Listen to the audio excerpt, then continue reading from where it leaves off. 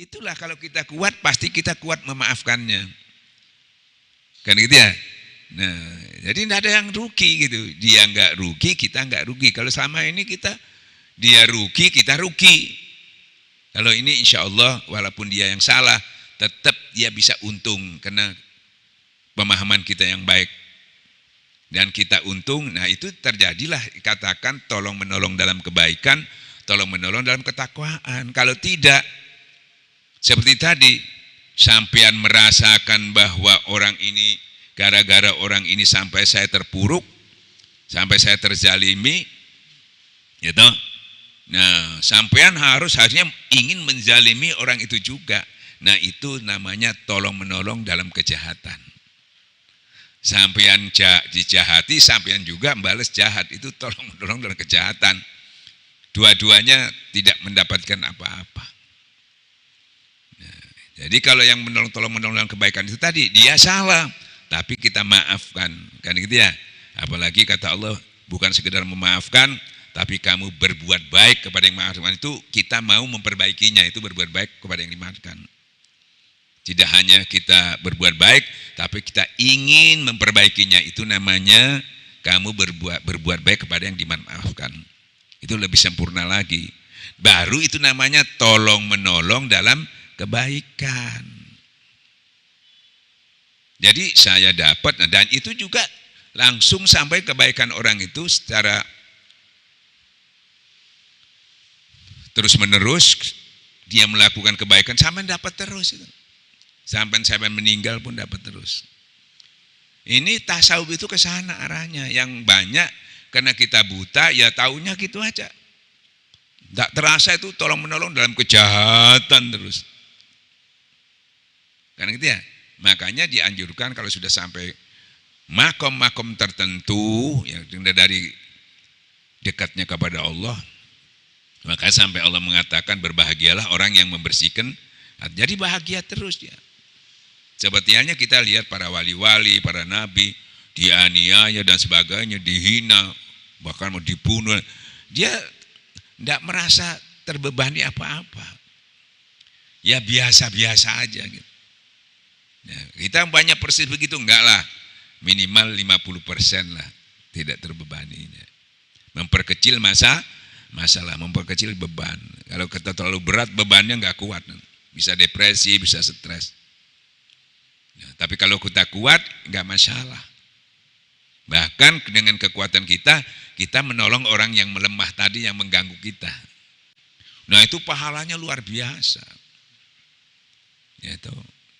Seperti halnya kalau saya kiaskan dengan orang yang mengatakan, Rasulullah mengatakan ada seorang datang, ini ahli surga, bayangkan. Enggak ikut perang, enggak pernah kumpul-kumpul, tapi kenapa dikatakan ahli surga? Sampai 2 kali besoknya Rasulullah mengatakan, ini ahli surga. Sahabat ini bingung, apa sih yang dilakukan? Ya toh, tidak berdarah-darah kok masuk surga. Kan paling gampang itu ya. Nah, tapi kok kelihatannya itu paling gampang.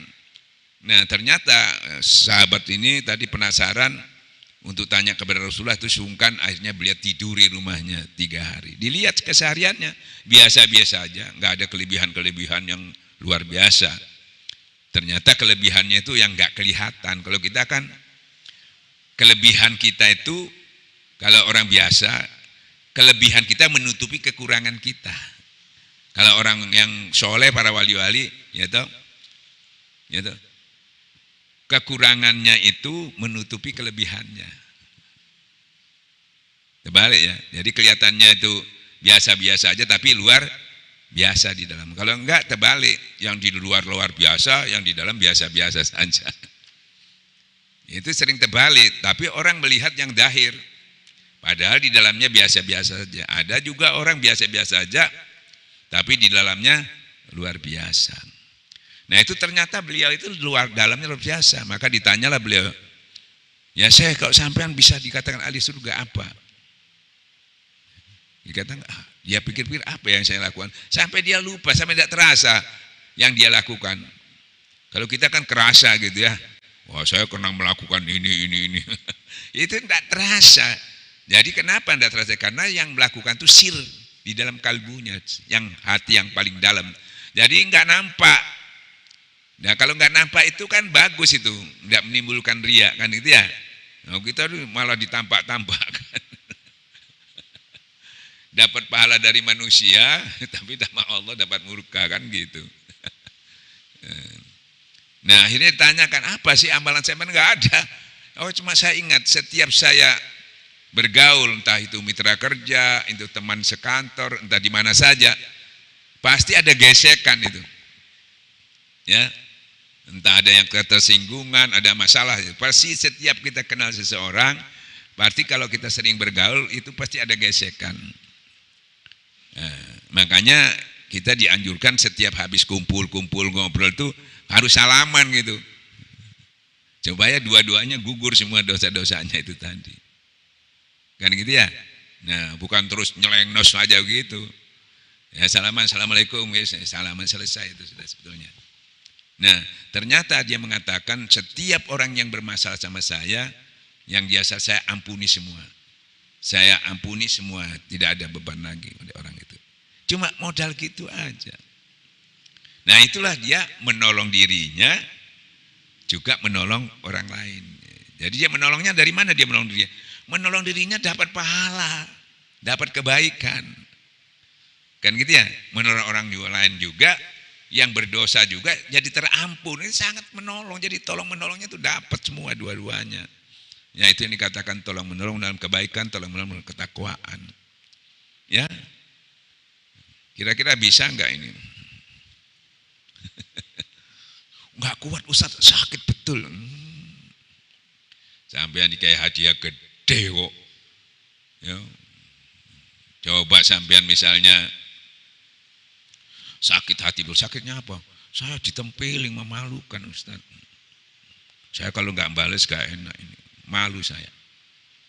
Tahu-tahu sampean ditawari, wis dah apa-apa sampean ndak usah bales ya. Tak kasih sampean rumah sak isi-isinya, ada mobilnya, ada. Masih membales emang?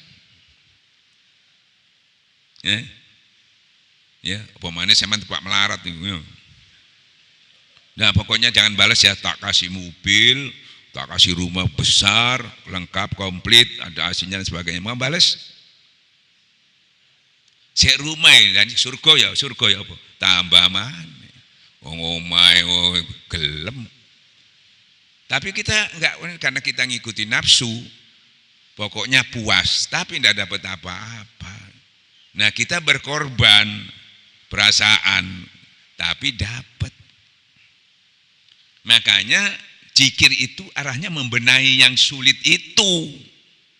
Kalau enggak ada zikir, bersih bagaimana? Fujuroha terus, enggak bisa capai kotor terus. Biar sampean tahu hadiahnya, sampean tetap enggak mau. Karena sampean gengsinya lebih tinggi, akunya lebih tinggi. Masih ada yang gelem gak iso. Kamu harus saya balas, kalau perlu harus mati kamu gitu. Kenapa? Masalahnya ternyata hatinya kotor. Jadi biar tahu, biar saya ceramai gini, saya tidak bisa melakukannya. Banyak sekali, makanya ada istilah ulama su. Dia tahu tidak bisa, makanya ancaman Allah, yaitu Allah paling murka kepada orang yang menyampaikan dan dia tahu, tapi dia tidak melakukannya. Itu paling serem itu. Jadi ceramah itu tadi nggak bisa masuk. Bisa. Makanya Syekh Abdul Qadir Jailani menyampaikan hatta kamu hafal 1000 kitab. Enggak bisa kalau belum ditalkin. Ditalkin kalau tidak dilaksanakan zikirnya, dilaksanakan zikirnya enggak istiqomah ya enggak bisa. Nah, kalau sudah begitu ya, bahkan kemungkinan kamu enggak tahu dalilnya bisa melakukan. Karena langsung dapat tuntunan dari Allah. Tahu dalilnya. Karena enggak bersih hati kita, yang nuntun setan.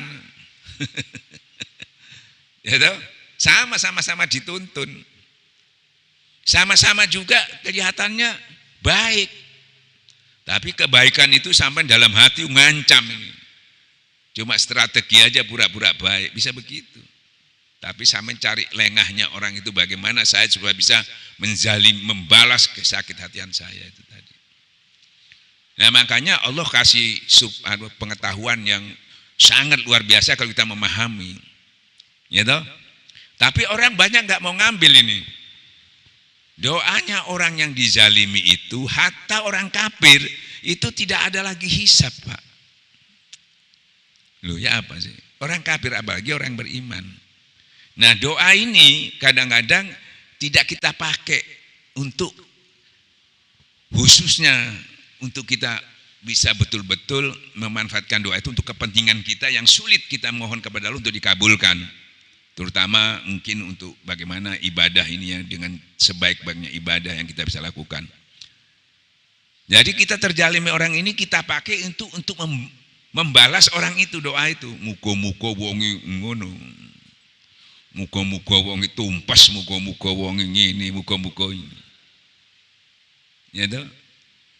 Bisa-bisa terjadi betul kena dia. Tetapi kepentingan sampean sebetulnya untuk itu kan lumayan. Jarnoai tak sepuroni. Bagus.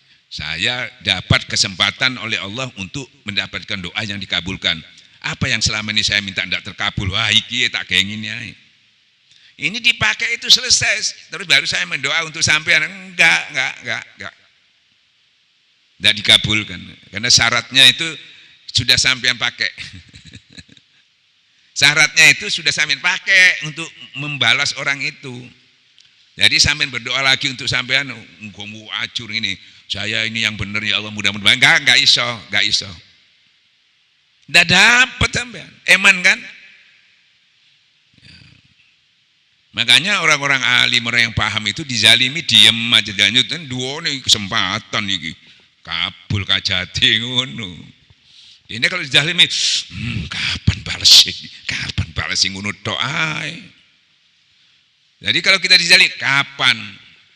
Ini kesempatan saya ini untuk memohon kepada Allah.